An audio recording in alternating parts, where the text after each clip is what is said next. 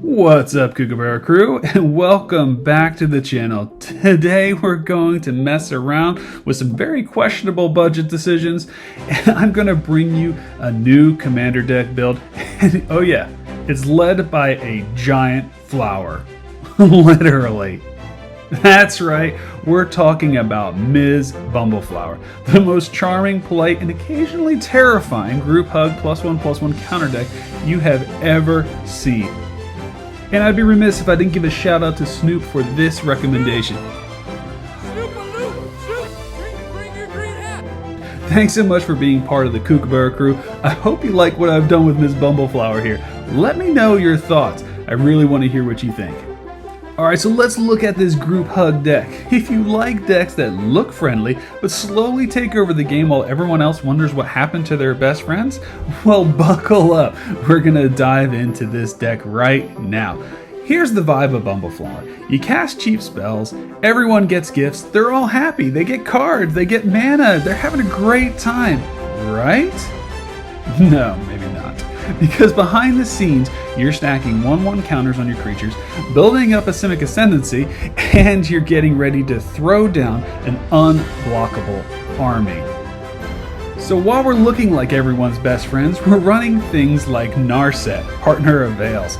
Oops, no more card draw for you. Seedborn Muse and Alchemist Refuge, these ones you can play on everyone's turns like a total troll. And Smothering Tithe because taxes are funny, and we're the one collecting. Who doesn't want to be a good tax collector? Alright, so how do you win with Bumbleflower? There's a few ways that you can win. We have quite a few Wincons in this one. The first one being Simic Ascendancy. Simic Ascendancy is a lot of fun because you just dump counters and then you win. I have been beat by Simic Ascendancy I don't know how many times because I lost count of how many +1/+1 counters I put out. My wife is notorious for doing this in her mermaid deck, and I just don't pay good enough attention to realize it. So that's a great win con in there. The next win con that we have is you can make your creatures unblockable with Herald of the Secret Streams. This is a great way when your creatures got big, and everyone's like, okay, hey, you know, it's late game. We've all got big creatures. You can't stop me. You make them all unblockable, and they cry all the way home. The next thing you do is swing with absolutely ridiculously beefed up board. The +1/+1 counters scale very, very quickly in this deck. And because you're constantly casting spells, you're constantly getting those +1/+1 counters. Or, if you're feeling extra sassy or salty, you can just outdraw everyone and literally grind them out. And of course, because we're in band colors, we have a little bit of blue in there, and when in doubt, just Cyclonic Rift all your problems away. Okay, so how does it feel to play this deck? I'm calling this a tier 3 deck. Some people may question me and say, well, you've got a lot of game changers in there, you could fall up into a tier 4. I don't think it's enough game changers to really fall into a tier 4, and group hug decks definitely are not really competitive at the CEDH level. So this deck, I feel, is a tier 3, and I think it's perfect for casual prods, where you're playing some pre-con plus tables, just really anything short of CEDH. You get to feel political. Giving people draws while making friends, while secretly building an engine that they can't deal with, is a lot of fun. I've had so many fun times playing Ms Bumbleflower with my playgroup. You're playing 4 players and you're totally not the threat because you're the nice guy.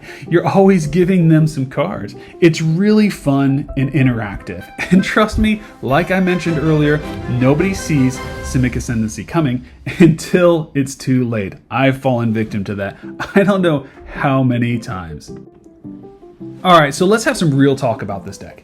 It can get expensive. Group hug decks are made for their fun, but we don't want to price ourselves out of fun because this deck can get very, very expensive. And if you look at the cost of this, it is up there.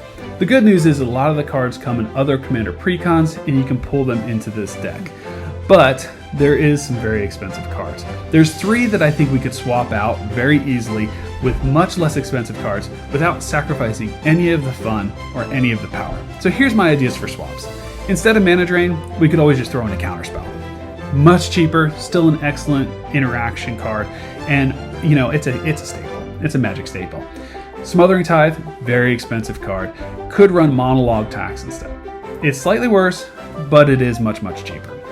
And then Bloom Tender, we could use Devoted Druid or even Paradise Druid, which still fuels those early plays, but again, brings the cost way, way down. You could also trim out Consecrated Sphinx if your group frowns upon too much draw, and replace it with Muldrifter or Guardian Project. If you start finding salty players in your play group, that's a good one to pull out. Keep it fun, keep the politics, and keep the surprise wins coming.